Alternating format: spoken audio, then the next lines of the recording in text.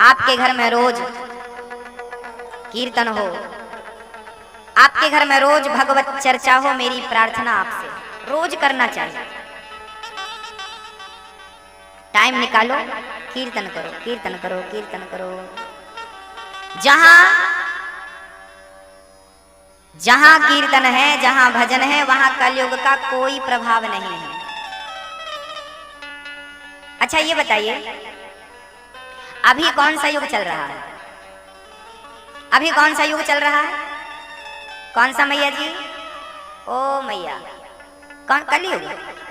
हमारी माताएं, हमारे भाई, हमारे भक्तजन कहा करते हैं गुरुजी कलयुग है।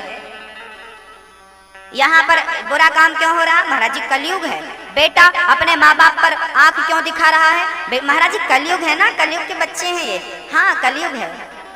लोग आज की बहुएं कैसी हो गई? क्यों? महाराज कलयुग है। ये कैसा पहनावा आ गया? महाराज कलयुग है। हर चीज के पीछे कलयुग की दोहाई दी जाती है, ये कलयुग है, ये कलयुग ना। आज ये दास आपको क्लियर करे कि ये कलयुग नहीं है। ये क्या है सुनिएगा। अच्छा 24 घंटे होते हैं, जिसमें 12 घंटे का दिन और 12 घंटे की रात मानी जाती है, हाँ ना। अब इस 24 घंटे में क्या 24 घंटे कलयुग होता है? ना। आज ये दास आपको क्लियर करेगा। अभी वर्तमान में आप कथा सुन रहे हैं, अभी कलयुग नहीं चल रहा है। कलयुग का भी एक टाइम टेबल है, वो टाइम टाइम से चलता है। रात को 12 बजे से 3 बजे तक कौन सा स्कूल खुला रहता है? खुला रहता है कोई स्कूल? रात को 12 बजे से 3 बजे तक कोई विद्यार्थी स्कूल जाता है? स्कूल का टाइम क्या है? सुबह 7 बजे से, सुबह 10 बजे से, तो कोई 11 बजे से, ये स्कूल के टाइम है। ऐसे ही कलयुग का अपना टाइम है। रात को 3 बजे से सुबह प्रातः काल भोर के 4 बजे से लेकर सुबह के 9 बजे तक सतयुग चलता है। ये सतयुग है। सुबह 4 बजे से लोग नहा धोकर प्रेम से, नहा धोकर प्रेम से लोटा भर जल चढ़ाते हैं सूर्य भगवान को। प्रेम से भक्ति भाव का माहौल रहता है, आनंद का वातावरण रहता है। अच्छा सुबह के टाइम घर का माहौल शुद्ध होता है कि नहीं? होता है या नहीं? सबके घर में नास्तिक भी होगा तो उसके घर का माहौल शांति का होगा। सुबह सुबह से शांति का वातावरण होता है, आनंद का वातावरण होता है। 4 बजे से लेकर सुबह के 9 बजे तक सतयुग चलता है, ये सतयुग है। और 9 बजे के बाद से, सुबह के 9 बजे से शाम को 4 बजे तक त्रेता युग चलता है। त्रेता युग में क्या हुआ था? राम जी वनवास चले गए थे 14 वर्षों के लिए। ऐसे ही लोग अपने अपने घर से सवेरे वनवास निकल जाते हैं। 9 बजे से लेके शाम को 4 बजे तक नौकरी करने वाला नौकरी पे चला गया, व्यापारी व्यापार की ओर चला गया, बच्चे स्कूल की तरफ चले गए। तो बताइए वनवास होता है कि नहीं सबका? माताएं बहनें भी जो काम धाम करने वाली होती हैं वो भी इस टाइम काम धाम में लग जाती हैं। तो सुबह 9 बजे से लेके 4 बजे तक कौन सा युग चला? ये त्रेता युग है, जहां व्यक्ति कर्म की ओर बढ़ रहा है। क्या चल रहा है? कर्म चल रहा है, कर्म की ओर बढ़ रहा है। और शाम को 4 बजे के बाद 5 बजे से लेकर रात्रि के 8 बजे तक, 9 बजे तक द्वापर युग चलता है। द्वापर। अच्छा शाम को क्या होता है? शाम को आपके पतिदेव आपको घुमाने ले जाते हैं कि नहीं? शाम को पिता अपने बच्चों को घुमाने ले जाता है कि नहीं? चलो बेटा आज तुम्हें पानी पूरी खिला के लाते हैं, चलो बेटा आज तुम्हें वहां घुमा के लाते हैं, चलो शाम हो गई जरा मंदिर में आरती हो रही है, चलो जरा आज आरती में सम्मिलित होते हैं। हाँ शाम का टाइम जो होता है ना, पति अपनी पत्नी के साथ टाइम बिताता है, वार्तालाप होती है, दिन भर की सारी चर्चाएं शाम को होती हैं। और परस्पर प्रेम बच्चों का माँ बाप से, माँ बाप का बच्चों से परस्पर प्रेम दिखता है। तो ये कौन सा युग चल रहा है? भगवान श्री कृष्ण ने क्या किया था? द्वापर में रास रचाया था, मटकी तोड़ी थी, गोवर्धन उठाया था। ये सारी चीजें आप घर पे देख सकते हैं। शाम के टाइम आपने देखा होगा एक पिता अपने बच्चे के साथ क्रिकेट खेलता है ना? एक पिता अपने बच्चे के साथ लुका छिपी खेलता है। एक पिता शाम को जब काम से आता है ना तो अपने बच्चों को टाइम देता है और अपने बच्चों के साथ खेल खेलता है। हाँ, भागा दौड़ी ये कृष्ण ने सिखाया है, कभी यहाँ भागना खेलना ये कृष्ण ने सिखाया है। ये कृष्ण लीला चल रही है, इसका अर्थ ये है कि ये द्वापर युग चालू हो गया, जहाँ प्रेम है परस्पर। और रात के 9 बजे से लेकर रात को 3 बजे तक अब चालू हुआ कलयुग, जहाँ व्यक्ति सिर्फ वासनाओं की पूर्ति करता है, सिर्फ भोग भोगता है। ये कलयुग का टाइम है। याद रखिए, जब हृदय में धर्म जागता है तब समझ लेना कि सतयुग आ गया। मेरी माँ, ओ मैया, ध्यान से सुनो। जब हृदय में धर्म जागता है तब समझना कि सतयुग आ गया। जब हृदय में कर्म करना, जब आप कर्म की ओर बढ़ते हैं, जब कर्म करने के लिए निकलते हैं, तब समझना कि ये त्रेता युग आ गया। जब हृदय में प्रेम जाग जाए परिवार के प्रति या किसी के भी प्रति, तब समझ लेना कि द्वापर युग आ गया। और जब हृदय में काम वासना जाग जाए तब समझना कि अब कलयुग आ गया। और यदि किसी पुरुष को, किसी स्त्री को दिन के 12 बजे काम वासना सताने लगे तो समझ लेना कि इसके सिर पे कलयुग सवार हो चुका है। आपके हृदय में जब धर्म जागे तब सतयुग है। जब कर्म जागे, कर्म करना है, हमें काम करना है, फुर्सत भाई साहब बाद में आना, भी हम काम में लगे हैं, ये त्रेता युग चल रहा है। बुद्धि भ्रष्ट हो जाती है। जहां हम परिवार, हाँ, अच्छा एक बात बताओ, अच्छी गरम गरम जलेबी बन रही हो और बढ़िया गरम गरम गुलाब जामुन, तो देखने मात्र से खाने की इच्छा हो जाती है कि नहीं? हाँ या ना? आप अपना बताना, पड़ोसन की नहीं। हाँ, अच्छा जलेबी बनते देखेंगे तो इच्छा होगी ना, गरम गरम। हाँ हाँ बढ़िया है, मिल जाती तो बढ़िया खाते। अच्छा देखा ही नहीं तो क्या इच्छा होगी ना? कोई इच्छा नहीं। अभी आपकी कहाँ इच्छा? अभी मैंने बोला तो जलेबी की तरफ ध्यान गया। आप जब तक देखेंगे नहीं तब तक आपकी इच्छा नहीं होगी। ऐसे ही जैसे जलेबी को देखने मात्र से खाने की इच्छा हो जाती है, ऐसे ही आपने यदि जुआ खेला तो जुआ खेलने मात्र से ही कलयुग आपके भीतर प्रवेश कर जाता है, जैसे खाने की इच्छा प्रवेश कर गई। देखा ना जलेबी को, प्रवेश कर गई ना इच्छा, मिल जाती है। ऐसे ही आपने जुआ खेला या जुआ खेलते लोगों को देखा, कलयुग प्रवेश। इसलिए जुआ खेलना नहीं चाहिए। खेलना बहुत बड़ा पाप है। जुआ खेला था कौरवों ने, क्या हुआ? भरी सभा में द्रौपदी की लाज लूटी गई, अपमानित किया गया, नारियों पर अत्याचार बहुत बढ़ता जा रहा है। आपने देखा होगा हमारी बहन बेटियों के साथ अपराध होता है, बड़ी बड़ी आवाजें भी उठती हैं, बंद होना चाहिए अपराध, बेटियां सुरक्षित नहीं हैं। मैं भी मानता हूं बड़े अपराध हो रहे हैं, सुरक्षित होना चाहिए, लेकिन निवेदन मेरा, बेटियां तब तक सुरक्षित नहीं होंगी जब तक शराब बंद नहीं की जाएगी। जब तक ये जुआ चलता रहेगा तब तक बेटियां असुरक्षित रहेंगी, क्योंकि शराब पीने से, जुआ खेलने से बुद्धि भ्रष्ट होती है और फिर लोगों का मन इस तरफ बढ़ता है, भाव इस तरफ जागता है। इसलिए जुआ जहां है वहां नहीं हमें जाना चाहिए, वहां कलयुग का वास है। अच्छा एक बात बताओ, जहां मछली कट रही है, आपने देखा होगा मांस की दुकानों में मुर्गी, मछली, अंडा, यहां पर दुर्गंध होती है कि नहीं? हाँ या ना? होती है। जहां मुर्गी कट रही है, जहां मछली कट रही है ना, उस बाजार में ना जाओगे तो नाक पकड़ के निकलना पड़ेगा। जो नहीं खाता पीता ना उसकी नाक, उसको नाक पकड़ के। हाँ, जहां मछली कटी हो, जहां मरा हुआ जानवर पड़ा हो, वहां दुर्गंध तो रहेगी। जैसे दुर्गंध वहां होती है जहां जानवर होते हैं, मछली आदि होती हैं, वहां दुर्गंध होती है, ऐसे ही जहां जुआ होता है वहां दुर्गंध के रूप में, जहां शराब होती है वहां दुर्गंध के रूप में कलयुग विद्यमान होता है। और कलयुग प्रवेश करता है हमारी बुद्धि पर और वो हमारी बुद्धि को मलिन कर देता है। जुआ खेलेंगे चरित्र बिगड़ जाएगा। कौरवों ने जुआ खेला था, क्या बिगड़ा? चरित्र बिगड़ गया। दुर्योधन का भरी सभा में अपनी भाभी से कह रहा है, अच्छा द्रौपदी ना दुर्योधन की सगी भाभी थी, भावजाई, क्या थी? भाभी जी। भाभी तो लक्ष्मण जी भी मानते थे सीता मैया को, लेकिन लक्ष्मण जी कभी सीता माता के मुख को नहीं देखते थे, सदा चरण में दृष्टि रहती थी। और एक भाई ये है दुर्योधन, ये भी तो भाई ही है ना, क्योंकि दुर्योधन के पिता और पांडवों के पिता सगे भाई हैं, एक ही पिता की संतान है। धृतराष्ट्र और पांडु एक ही पिता व्यास जी की संतान है, इनकी माँ अलग अलग है, पिता एक है, तो भाई तो हुआ ना। दुर्योधन भी भाई हुआ पांडवों का। आज अपनी भाभी की इज्जत लूटना चाह रहा है, भरी सभा में द्रौपदी को निर्वस्त्र करना चाह रहा। क्यों भाई? जुआ खेला ना, जुआ खेला तो क्या हुआ, मामा शकुनी मामा भांजे ये पासे फेंका, ये लो सब आ गई प्रॉपर्टी पूरी।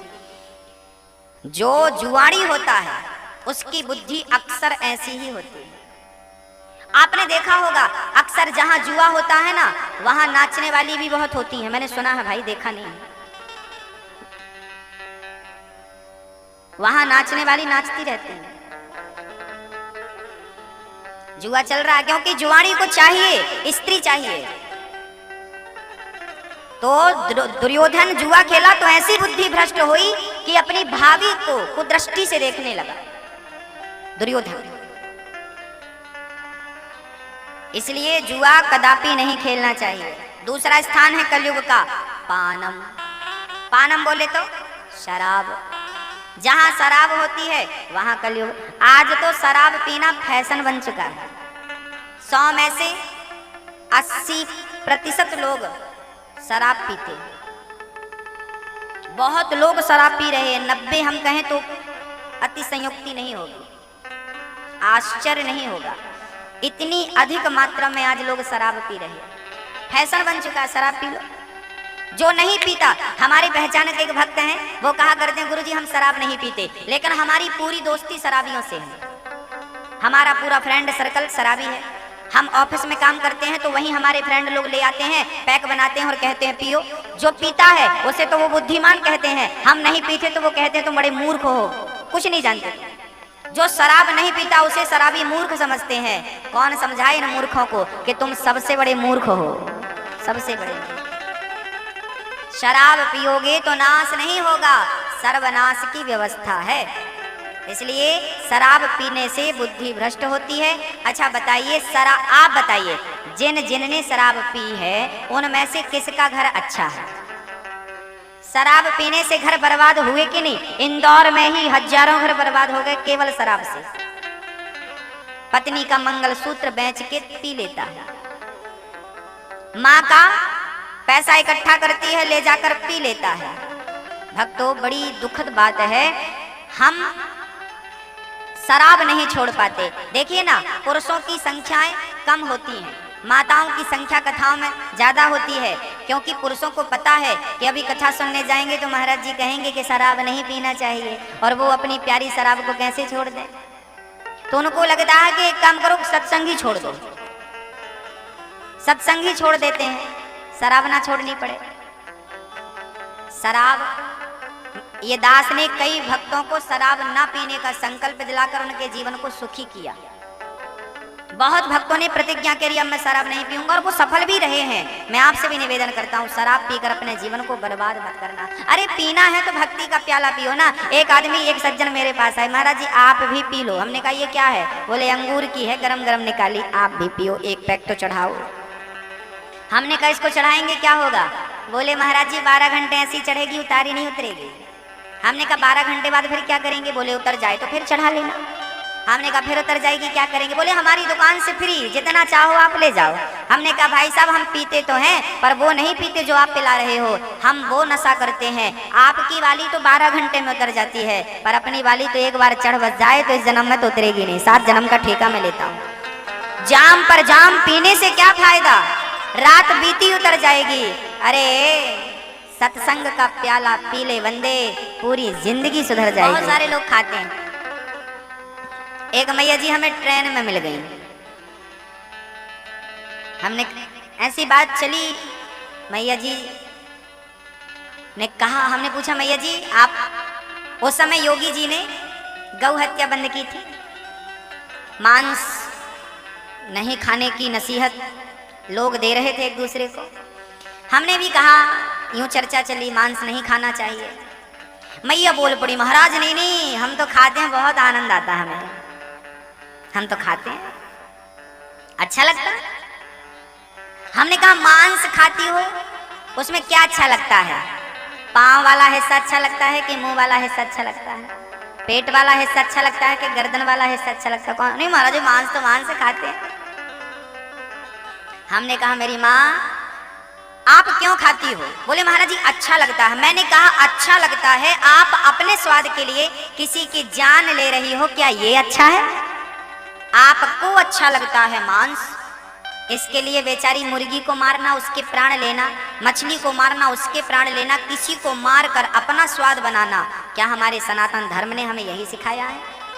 ना, हमारे सनातन धर्म में कहा गया है अहिंसा ही परमो धर्मः। जहाँ चींटी को मारना पाप है, वहाँ मछली को मारना कैसे पुण्य हो सकता है? मांस खाना कैसे पुण्य हो सकता है? और ईश्वर ने हमें, अच्छा यदि हमें मांस ही खाना था तो फिर भगवान ने गेहूं क्यों बनाया? दाल चावल सब्जी रोटी जो आज है वो क्यों है? क्यों है मैया जी? खाने के लिए। हमारे लिए क्या है? अच्छा शेर क्या खाता है? मांस। चीता क्या खाता है? मांस। बिल्ली क्या खाती है? मांस। कुत्ता क्या खाता है? मांस। अच्छा गाय क्या खाती है? चारा, वो शाकाहारी है। घोड़ा क्या खाता है? चारा। हाथी क्या खाता है? घास। ये शाकाहारी है। देखो हाथी को कभी आपने मांस खाते देखा? मैया जी हाथी जानवर है ना, हाथी जानवर है। बकरी को कभी मांस खाते देखा? बकरी जानवर है, पर वो जानवर होके अपना धर्म नहीं छोड़ती। मुझे पत्ती खाने के लिए, मुझे हरी घास खाने के लिए ईश्वर ने भेजा है, मैं हरी घास खाकर पेट भरूंगी, मैं मांस नहीं खाऊंगी। जब एक जानवर अपना धर्म नहीं छोड़ता तो इंसान क्यों अपना धर्म छोड़ देता है? आपके लिए रोटी है, ना हो तो आप मांस खाइए, कौन बोलेगा?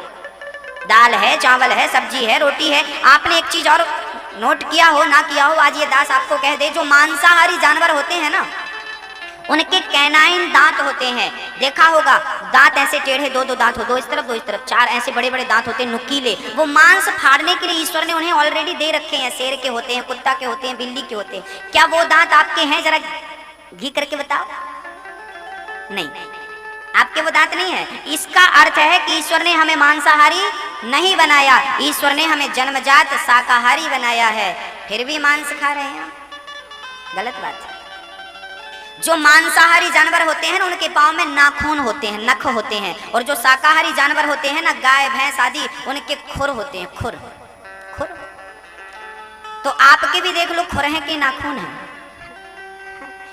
पाँव है। सबसे बेहतर श्रेष्ठ चरण है आपके। ईश्वर ने जो मांसाहारी जानवर होते हैं ना, वो जिह्वा से चाट चाट कर पानी पीते हैं, और जो शाकाहारी जानवर होते हैं वो होठों से, मुंह से पानी पीते हैं। बस आपको यदि देखा जाए तो आपका हर अंग शाकाहारी से मैच करेगा। ईश्वर ने आपको मांसाहारी नहीं बनाया और फिर भी मांस खाते हो, तो अगले जन्म में भगवान कुत्ता और बिल्ली बना के भेजेगा। खूब चूहे खाना, खूब चूहे खाना। हमारी गली में बहुत है चूहे। जैसी मति वैसी गति। राजा परीक्षित ने 4 स्थान कलयुग को दिया रहने के लिए। सिर पर मुकुट थी राजा परीक्षित की, वो मुकुट जरासंध की थी। जरासंध को भीम भैया ने मारकर उनकी मुकुट अच्छी लगी। जरासंध के बेटा सहदेव को उन्होंने राजा तो बना दिया, लेकिन मुकुट अच्छी लगी तो भीम भैया उस मुकुट को लेकर आए और वो पहनने लगे। राजा परीक्षित भी उस दिन वही मुकुट पहन करके निकले थे, तो वो मुकुट दूसरे की थी। तो 5वां स्थान राजा परीक्षित ने कलयुग को गोल्ड दिया है, सोना। जो पाप का धन होगा वहां कलयुग रहेगा, जो मेहनत का धन होगा वहां कृष्ण रहेगा। इसलिए मेहनत की कमाई शांति देती है, जबकि 2 नंबर की कमाई कितनी भी आ जाए पर वो अशांत ही करती है, क्योंकि उसमें कलयुग बैठा है। राजा परीक्षित ने सोने की मुकुट पहन रखी थी, उस पर कलयुग सवार हो गया और कलयुग चढ़ा तो राजा परीक्षित की बुद्धि हो गई भ्रष्ट, और राजा परीक्षित ने एक संत का अपमान कर दिया। श्रृंगी के पिता समीक जी समाधिस्थ थे, पानी मांगा चूंकि प्यास लगी थी। महात्मा जी जल मिलेगा क्या? महात्मा जी जागे नहीं समाधि से। राजा परीक्षित बोले, संत क्या मेरे से श्रेष्ठ हो सकता? मैं राजा हूं। अपमान कर दिया। मरा हुआ सर्प पड़ा था, राजा परीक्षित ने उस सर्प को उठाकर राजा परीक्षित ने संत के गले में लपेट दिया और वहां से चले गए। श्रृंगी को, जब समीक के पुत्र श्रृंगी को पता चला कि मेरे पिता के गले में मरा हुआ सर्प डाला है परीक्षित ने, बालक ने हाथ में जल लेकर, संत पुत्र ने हाथ में जल लेकर श्राप दे दिया, राजन तुझे ब्राह्मणों की सेवा करनी चाहिए थी, पर तू अत्याचारी हो गया है, ब्राह्मणों का अनादर करने लगा है। जा मैं तुझे श्राप देता हूं, आज से 7वें दिन तक्षक नाग तुझे डसेगा और तेरी मृत्यु हो जाएगी, मृत्यु हो जाएगी। राजा परीक्षित को जब पता चला, समीक जी ने डांटा श्रृंगी को, बेटा इतनी सी बात पर कोई श्राप देता है इतने बड़े धर्मात्मा राजा को।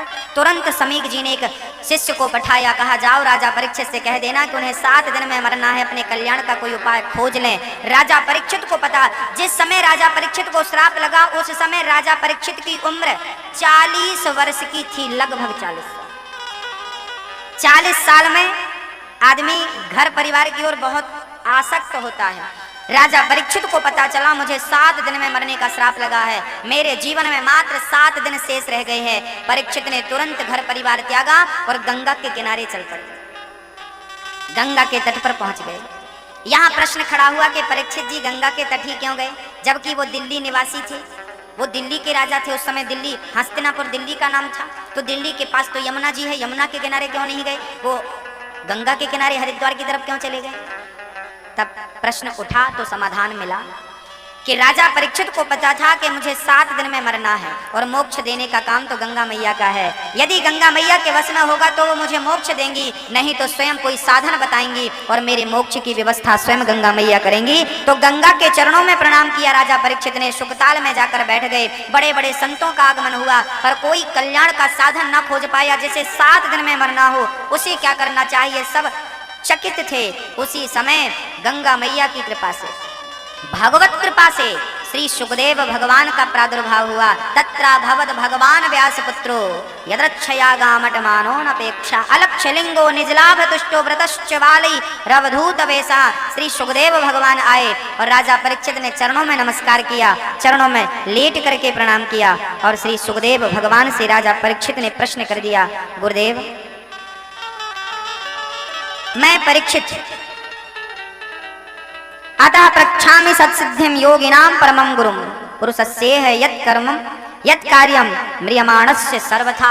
प्रभु मुझे 7 दिन में मरना है, जिस व्यक्ति को 7 दिवस में मरना हो उसे क्या करना चाहिए, मैं आपके चरणों में प्रणाम करता हूँ। बतलाइए मैं किसका श्रवण करूँ, किसका जप करूँ, किसका स्मरण करूँ, मैं क्या करूँ। राजा परीक्षित चरणों में गिर पड़े। अच्छा, राजा परीक्षित को पता चला मुझे मरना है तो घर छोड़ के निकल पड़े। मैं आपसे विनती करता हूँ कि जब आपका समय भी मरने का आए तो घर परिवार को छोड़कर निकल जाइएगा। राजा परीक्षित 40 वर्ष की उम्र में घर से निकल गए। मोह को त्याग कर, इतना बड़ा राजा था, एक पल में यूं चुटकियों में संसार का मोह त्याग दिया परीक्षित ने और निकल पड़े। ऐसे ही संसार में रहना तो चाहिए, परिवार के बीच में रहना तो चाहिए, पर कभी छोड़ने का समय आए तो यूं चुटकियों में छोड़ देना चाहिए, रोना नहीं चाहिए छोड़ते समय। ये परीक्षित से हमें सीख लेना चाहिए। जो जग में रहूं तो ऐसा रहूं जैसे जल में कमल का फूल रहे।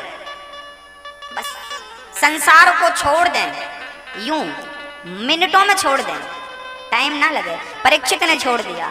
अच्छा, छोड़ने में दिक्कत किन्हें है, जिन्होंने लंबी गांठें बांध रखी हैं। इसलिए संसार से मोहब्बत नहीं करना चाहिए, संसार से प्रेम नहीं करना चाहिए। अच्छा मैया जी एक बात बताओ, आपने अपने मन को संसार में लगा रखा है, बेटी बेटा नाती पंती ये मेरा वो मेरा। अब बताओ इन सबको एक दिन छोड़ के जाना पड़ेगा कि नहीं। ज्यादा प्रेम करोगे ना तो इनके लिए रोना भी पड़ेगा, रोना भी पड़ सकता है। इसलिए इनसे प्रेम मत करो। अब बुढ़ापा आ गया है, बाल पक गए हैं, हाँ अब तो मन भगवान में लगाओ। अब वहां मन लग जाए और वो आ जाए बुलावे में तो ठीक है। हम तो कहते हैं घर में मरना ही नहीं चाहिए। आजकल के लोग ना हॉस्पिटल में ही पैदा हो रहे हैं और हॉस्पिटल में ही मर रहे हैं, गलत बात। 100 में से 99 बच्चे हॉस्पिटल में पैदा हो रहे हैं और 100 में से 99 लोग हॉस्पिटल में मर रहे हैं। अटैक आया, चलो उठा के ले चलो ले चलो। हॉस्पिटल तक पहुंचे, हॉस्पिटल की देहरी पार करी, टपक गए। हॉस्पिटल में मरना, हॉस्पिटल में पैदा होना, गलत बात। कहाँ मरना चाहिए महाराज, अच्छी जगह मरो। हम तो कहते हैं मरने के लिए सबसे उत्तम जगह है नर्मदा का किनारा, गंगा जी का किनारा, मरने के पहले हरिद्वार चले जाओ, मरने के पहले वृंदावन चले जाओ, मरने के पहले अयोध्या चले जाओ, मरने के पहले भगवान के चरणों में चले जाओ, घर परिवार से दूर हो जाओ, क्योंकि मरते समय घर से दूर रहोगे ना तो घर याद नहीं आएगा, और घर में ही मरोगे ना तो घर वाले मरने नहीं देंगे। घर वाले जब आप मरोगे ना तभी सारी फॉर्मेलिटियां निभाई जाती हैं। जब आप मरने लगोगे ना जमीन में पड़े रहोगे, रिश्तेदार आएंगे, भैया पहचानो, भैया पहचानो हमें, हम आए। अरे राम राम राम, नहीं पहचान रहा, लगता गया। मरने वाले आदमी को ना शांति से मरने नहीं देते, लोग घेर घेर के बैठ जाते हैं। इतनी गर्मी, लाइट और चली गई, इतनी गर्मी बूढ़ों को मरने तक नहीं दी। अरे भैया कम से कम हवा नहीं तो मर जाए, बाद में रोना, पहले से रो रो के आंसू उसके मुंह में टपका रहे हैं। वो सोच रहा अभी तो जिंदा हूं, अभी क्यों रो रहे हो? अभी ये रो तो सकते हैं लेकिन कीर्तन नहीं कर सकते, राम राम सीताराम सीताराम। जब वो पूरा मर जाएगा, जब बांध बूंद लेंगे अर्थी पर, तब फिर बोलेंगे राम नाम सत्य। गजब की रिवाज है, सारी अच्छाइयां उल्टी पड़ गई क्योंकि उनका टाइम गलत हो गया। जब कीर्तन करना चाहिए तब करते नहीं। अरे भाई मरने के पहले किसी को ये मत कहो हमें पहचानो, हमें पहचानो। क्यों भाई? हम अपनी घटना बताते हैं। हमारे गुरुजी के पिताजी, जब उनका अंतिम समय था ना, तब हमारे गुरुजी, ये मेरी आंखों की बात है, आंखों देखी बात है, हमारे गुरुजी के पिताजी जब उनका स्वर्गवास होने का टाइम आया तो सबको सूचना मिली, लोग आए, भक्त भी आए, उनके बहुत शिष्य थे, उनके रिश्तेदार सब आए, सब रोने लगे। हमारे गुरुजी ने कहा खबरदार कोई रोया तो बैठो कीर्तन करो। गुरुजी अपने पिता के पास बैठे थे और कीर्तन कर रहे थे। पिताजी अंतिम समय में नारायण कवच का पाठ कर रहे थे और हरिर्विदध्यान मम सर्वरक्षाम, हरिर्विदध्यान सीताराम कृष्ण कृष्ण का जाप कर रहे थे। पिताजी जाप कर रहे थे, गुरुजी को लग गया अब हमारे पिताजी जाने वाले हैं। पिताजी जाप कर रहे थे तो गुरुजी चुपचाप वहां पर बैठ गए, ऐसी जगह पर बैठे जहां मैं दिखूं ना, क्योंकि इनके मरते समय यदि बेटा दिख गया तो हो सकता है पिता के मन में पुत्र के प्रति मोह जाग जाए, और मोह जाग जाएगा तो ये 84 का चक्कर फिर घूमना पड़ेगा, और मरते समय यदि राम याद आ गए तो जिंदगी सफल हो जाएगी, मानव का तन सफल हो जाएगा। इसलिए मरने के टाइम बहुत सावधान। घर परिवार वालों को कह दो अभी चुप रहो, मर जाए रो लेना दीवार में सिर पटक पटक के, अभी शांत रहो, अभी कीर्तन करो। मरने वाला व्यक्ति जब भगवान का नाम लेकर मरेगा, नाम दर्शन करके मरेगा तो उसका कल्याण हो जाएगा। फिर उसके नाम में गया में कोई पिंडदान करे, श्राद्ध करे ना करे, उसका तो मोक्ष यूं ही हो गया यदि नाम लेकर मरा। और नाम लेकर नहीं मरा तो कितने भी श्राद्ध कर डालो, होने वाला कुछ नहीं है। वो गया की अपनी महिमा है, मोक्ष तो हो ही जाता है, लेकिन मैं चाहता हूँ कि नाम लेकर मरे तो क्या नुकसान है। इसलिए सुखदेव जी भगवान राजा परीक्षित से कह रहे हैं, राजन अब चिंता करने का काम नहीं है, जिसे जल्दी मरना हो उसे वरी आने से। राजन तुमने बड़ा उत्तम प्रश्न किया है। जिसे जल्दी मरना हो उसे सोना नहीं चाहिए ज्यादा, नित्य भगवान का चिंतन करना चाहिए, सब में भगवान का दर्शन करना चाहिए। श्री सुखदेव भगवान राजा परीक्षित को सृष्टि का वर्णन सुनाते हैं। पश्चात ब्रह्मा जी ने मनु जी को प्रकट किया। मैं ये प्रसंग विस्तार से कल के सत्र में सुनाऊंगा। सुखदेव भगवान को प्रणाम करते हैं और मनु जी महाराज ब्रह्मा से प्रकट भये। मनु जी महाराज के पहले सनकादि प्रकट भये, फिर आदि आदि पुत्र प्रकट भये श्री ब्रह्मा जी से। अंत में ब्रह्मा जी के शरीर से एक तरफ से मनु, दूसरी तरफ से शत्रुपा प्रकट भई। मनु शत्रुपा के प्रकट होने के बाद ब्रह्मा ने आज्ञा दी संतान उत्पन्न करो। पृथ्वी का पता नहीं था, 12 भगवान पृथ्वी को लाते हैं हिरण्याक्ष को मार के और पृथ्वी की स्थापना करते हैं। बोलिए 12 भगवान की जय हो। मनु और शत्रुपा की 3 बेटियां हुई, 2 बेटे हुए, आकुति, देवहूति और प्रसूति। आकुति का विवाह रुचि प्रजापति से हुआ, जिनके यहाँ यज्ञ भगवान प्रकट भये। देवहूति का विवाह करदम जी से हुआ, जिनके यहाँ साक्षात कपिल भगवान हुए और अपनी माँ को इन्होंने सांख्य शास्त्र का ज्ञान दिया। इस सांख्य शास्त्र का ज्ञान आप तक दास कल पहुंचाएगा।